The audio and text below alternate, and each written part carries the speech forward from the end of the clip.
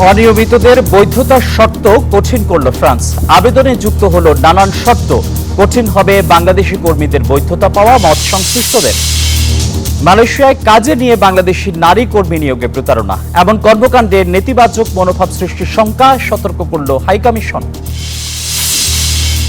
এবং অর্থনৈতিক উন্নয়নে পশ্চিমা দিক নির্দেশনা থেকে বেরিয়ে আসার পরামর্শ বিশ্লেষকদের, অভ্যন্তরীণ কর আদায়ে গুরুত্ব। এবারে বিস্তারিত।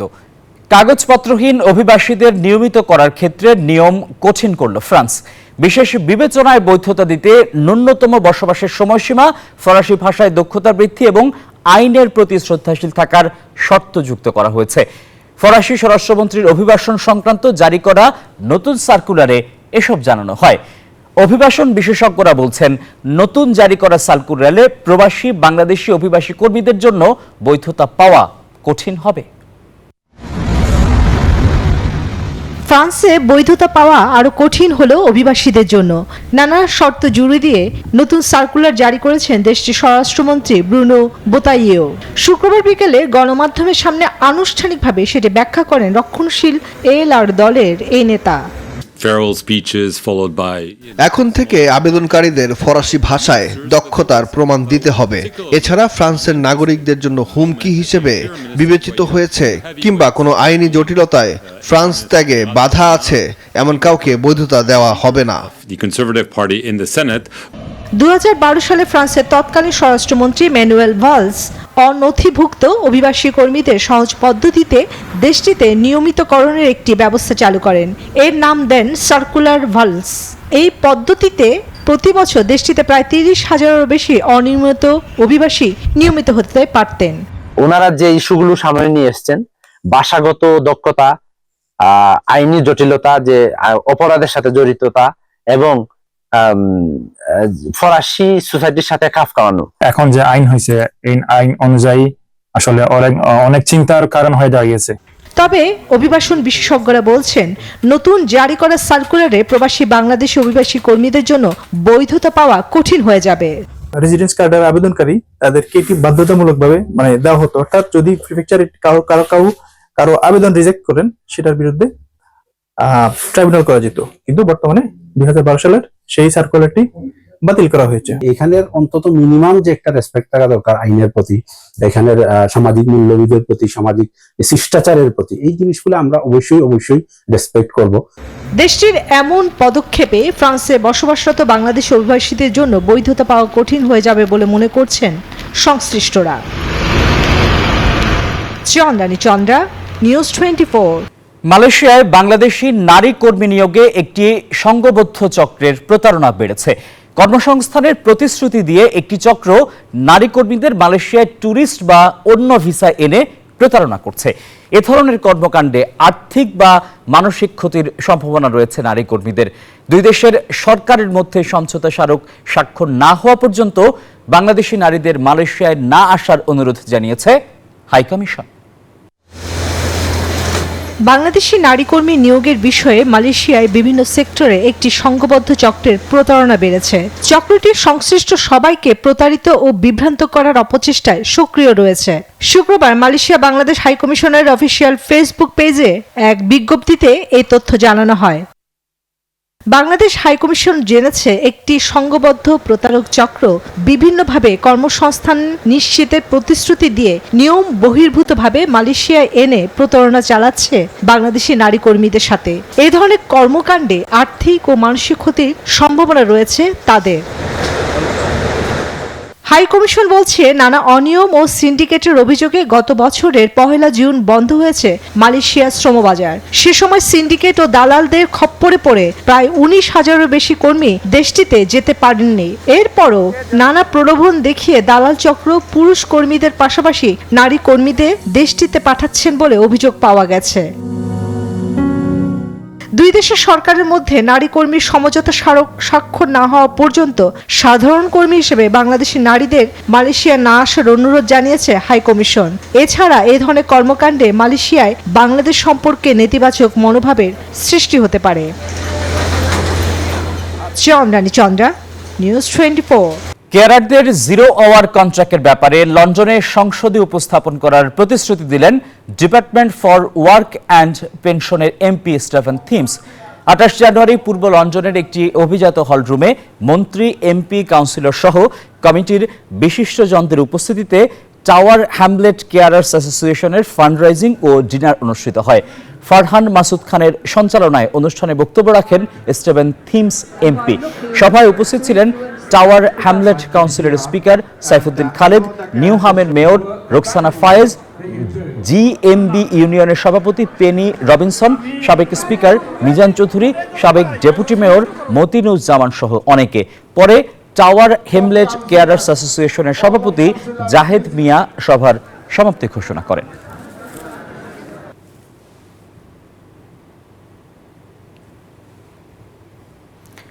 শহীদ রাষ্ট্রপতি জিয়াউর রহমানের 89তম জন্মবার্ষিকী উপলক্ষে আলোচনা সভা ও দোয়া মাহফিল অনুষ্ঠিত হল সৌদি আরবের রিয়াদে।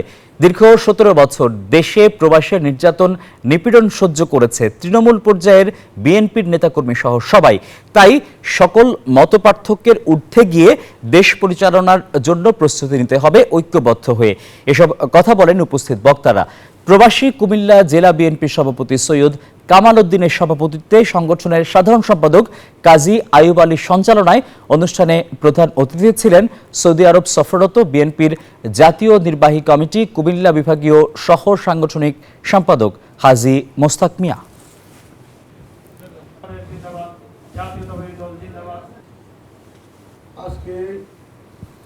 আলোকিত স্বজন শিরোনামে শাহজালাল বিজ্ঞান ও প্রযুক্তি বিশ্ববিদ্যালয়ের অধ্যাপক মোহাম্মদ ফারুক উদ্দিনকে স্বাগত জানিয়েছে জলচুপ ওয়েলফেয়ার ট্রাস্ট ইউকে।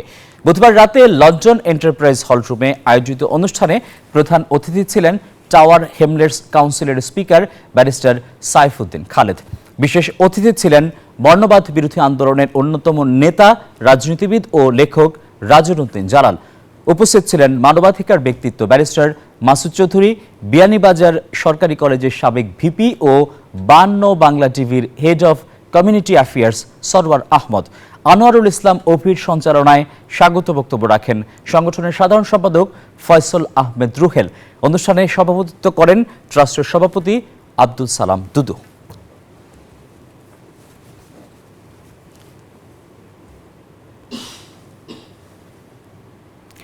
দোহার নবাবগঞ্জ জেদ্দা সৌদি আরব প্রবাসী কমিউনিটি আয়োজিত ঢাকা জেলা বিএনপির মতবিনিময় সভা অনুষ্ঠিত হয়েছে।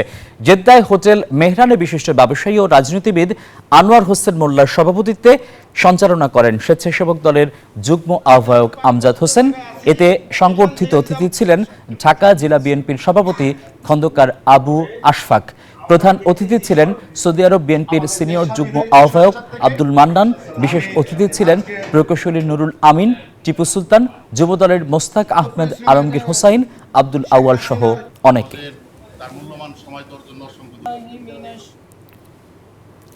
বাংলাদেশ প্রবাসী কল্যাণ পরিষদ ইতালি শাখার 5 সদস্যের আংশিক কমিটি ঘোষণা করা হয়েছে। বাংলাদেশ প্রবাসী কল্যাণ পরিষদ ইতালির কার্যক্রমকে আরও গতিশীল করার লক্ষ্যে কাজ করবেন তারা। নতুন কমিটির নাম ঘোষণা করেন আহ্বায়ক জয়নাল আবেদিন হাজারি। প্রবাসীদের অধিকার আদায় ও স্বার্থ রক্ষায় কাজ করা সংগঠনের নবনির্বাচিত সভাপতি অলি উদ্দিন শামীম, সাধারণ সম্পাদক আতিকুর রহমান রাসেল, সিনিয়র সহসভাপতি হাসাদুর রহমান হান্নান, সাংগঠনিক সম্পাদক বেলাল হোসেন ও প্রচার সম্পাদক জায়দুল হক সোহেল।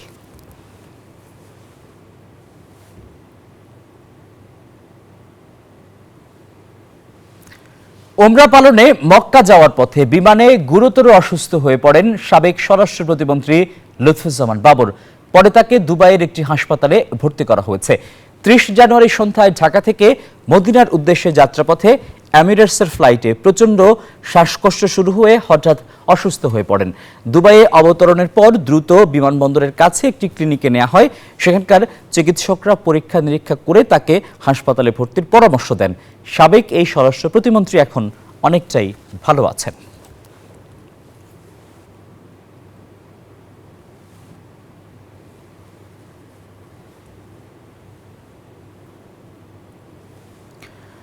অর্থনৈতিক সংস্কারে বেরিয়ে আসতে হবে বিশ্বব্যাংক ও আইএমএফ নির্ভরশীল কাঠামো থেকে। অর্থনৈতিক উন্নয়নের জন্য কমাতে হবে রাজস্ব ঘাটতি, বাড়াতে হবে প্রত্যক্ষ শুল্ক।